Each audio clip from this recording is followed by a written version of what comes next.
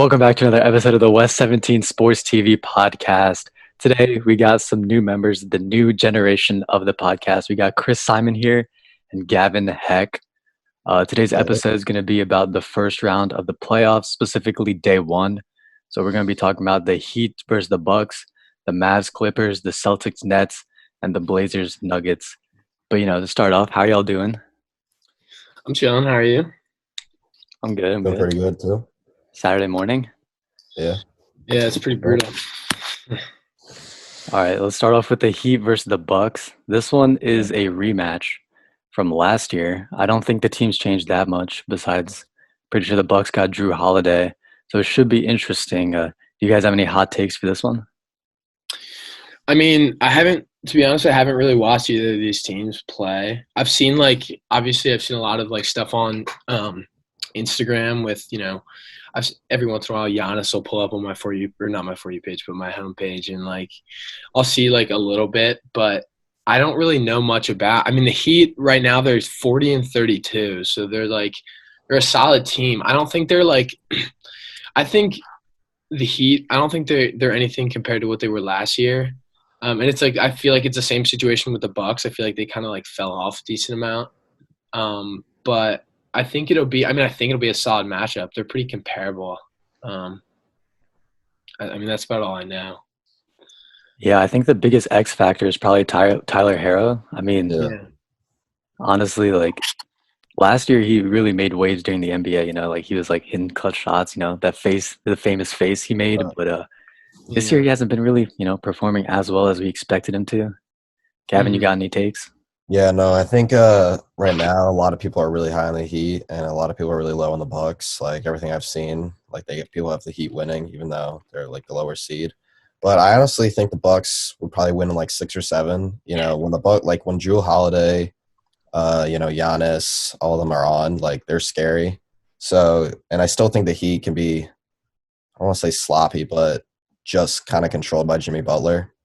And I think for an X factor, Dante DiVincenzo with the Bucks, Definitely at Delaware. Yeah, facts. So yeah, I would definitely have the Bucks probably in 6 or 7. I think I'm taking the Bucks too. Just because, I mean, I don't know. They've got a much better record, and it seems to me that I think Giannis has. I don't think he's very satisfied with this season. I think he's got a lot to prove, so I think he's gonna go out there and put on a show. Yeah, I agree. I mean, the only real question is how does Giannis's game translate into the playoffs? Because can't really shoot as well. But right. When you got the Heat starting Nemanja Bjelica at power forward, it's kind of hard to say that they would beat Giannis. Who's starting at power forward. The Heat do have guys like Trevor Ariza who do have playoff experience. Obviously, the Heat also made the finals last year, and they do have Jimmy Butler, of course. But it's just tough to say that when you look at the Bucks starting five of just Dante DiVincenzo, Drew Holiday, Brook Lopez, Chris Middleton, and Giannis, I don't see the Heat scoring as many points as people expect them to do. Just because that team is so good defensively that this could literally be an all-defensive first team. Yeah. Word. All right, so we're moving on to the next matchup. This one, it could go either way. It's another rematch from last year, the Clippers versus the Mavericks. This one could make waves. I mean, last year it was pretty competitive. I'm pretty sure Luka hit that insane game winner. Yeah. What do you guys think about this one? I don't know, man. I mean, I feel like going into this season, there was a lot of hype surrounding the Clippers. I mean, last year they're a solid team. I mean, you got guys like Paul George, Kawhi. Didn't they sign? When did they pick up Serge Ibaka? What? When did that? I think they got him last year. Oh, well, anyway. Or maybe for this season. He wasn't there last year, though. Yeah. So anyway, I mean, they have a lot of talent. I just think they've had a tough time bringing it all together, and I mean, I see the same problem with the Nets. We'll talk about that in a little bit, but I feel like at first it was kind of awkward because you have a lot of really, really good players on the same team, and it's a matter of sharing touches and sharing minutes. So it's like hard for everybody to have like as big of an output as they normally do. So like I feel like the Clippers like have struggled, I guess, kind of for that reason, because like they don't like they have a lot of really good like individual performers, but I feel like together they're kind of struggling to like win a lot of games. Like I don't know. I gotta check the record real quick. Let's see. Yeah, to be honest, I'm not high on the Mavericks right now, and I'm really high on the Clippers. I think this is a redemption year for the Clippers, underperforming last year, and they added guys like Serge Ibaka. And then on the other hand, the Mavericks, I mean, I've watched them play a couple times this year, and obviously when Luka's on, they can do anything. But I mean, if he doesn't drop like 40, Tim Hardaway Jr., he's pretty good. Porzingis can be a little consistent, but then you got guys like Josh Richardson, which is like he's not going to probably do anything, or Dwight Powell. So I would honestly have like the Clippers in like 5 here, maybe 4, maybe a sweep. You're calling it a sweep? Yeah, I'm calling it a sweep. Shit, hot take. The first real hot take of the podcast. Gavin Heck calls a sweep Clippers versus Mavericks.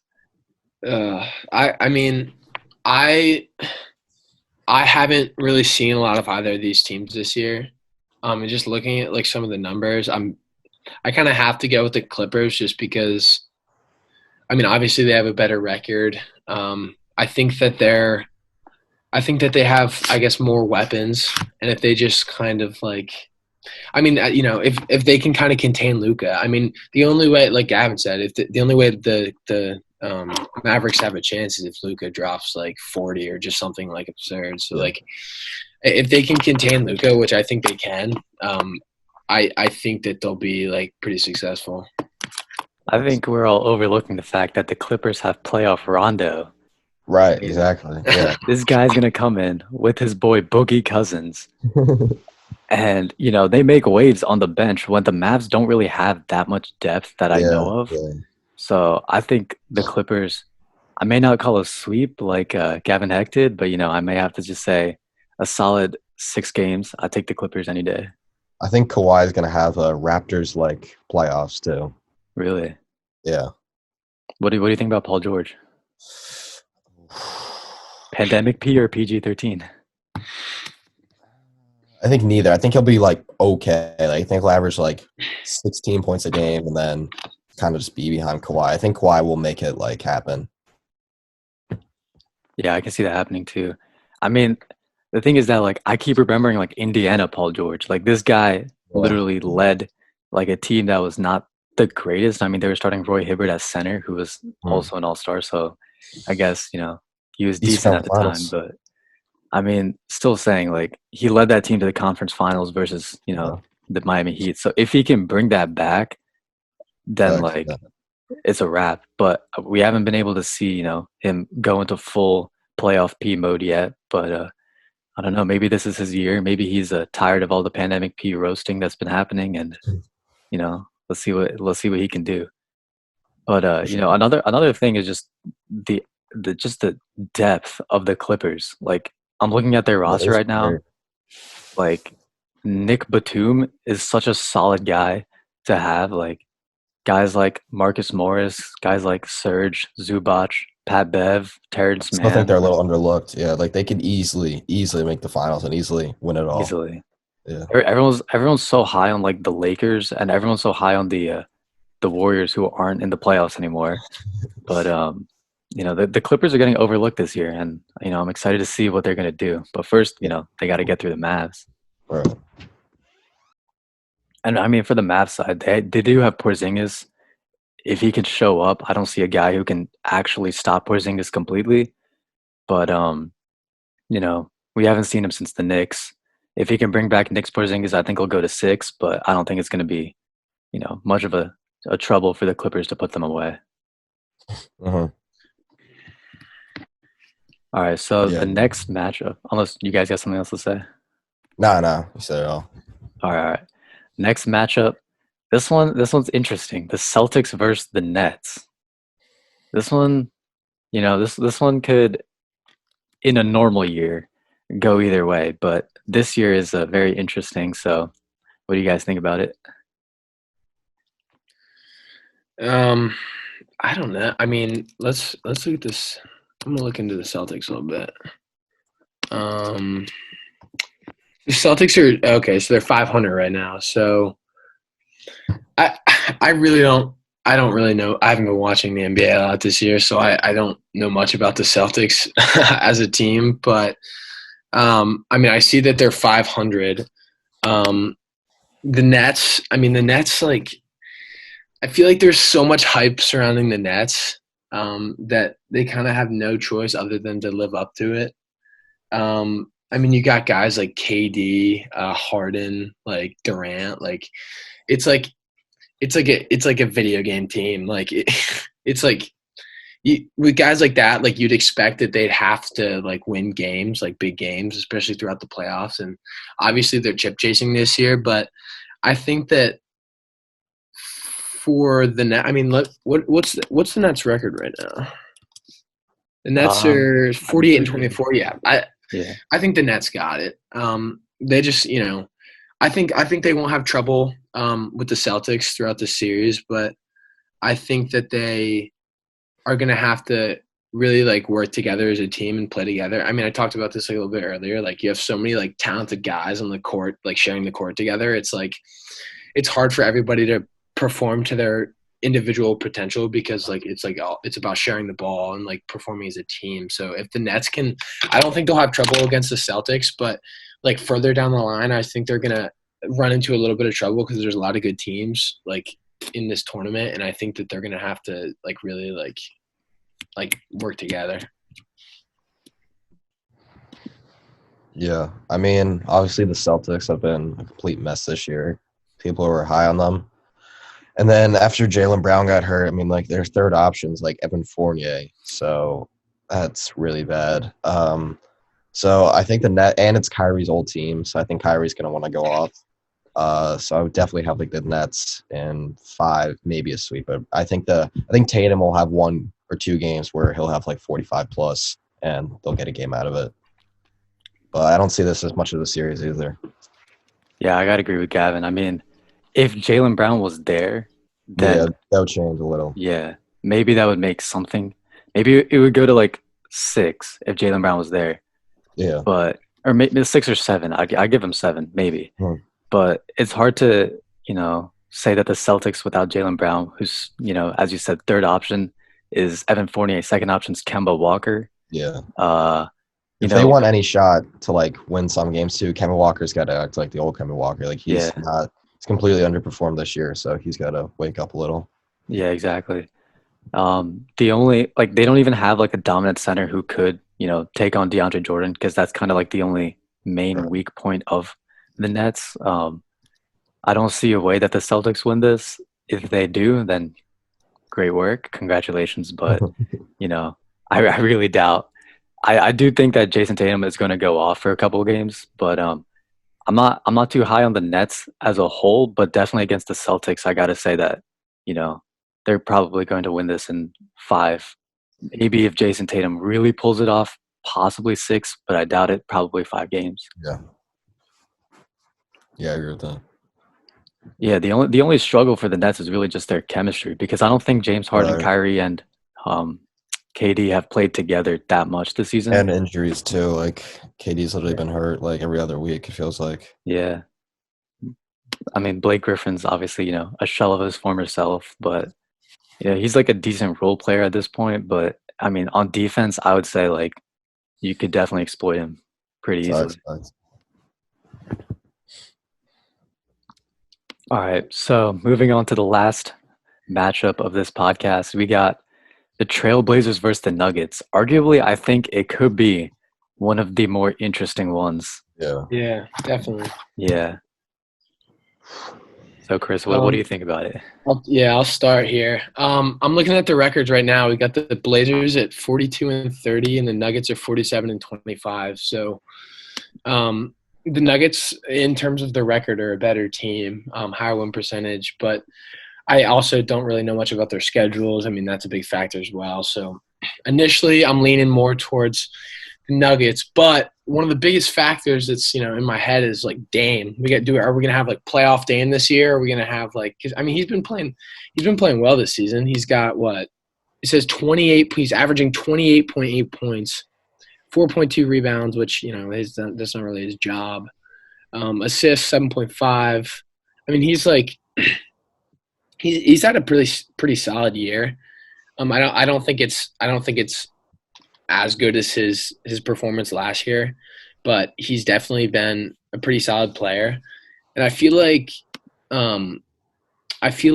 the Blazers do have like a little bit more depth in their lineup. I mean, they've got guys like Dame, Carmelo Anthony, CJ McCollum. Like, I don't know. Like, I just it's tough because I know the Nuggets have been playing really, really well this season. I mean, they've got Joke. I can't pronounce his name, Jokic, whatever. But he's obviously an MVP contender.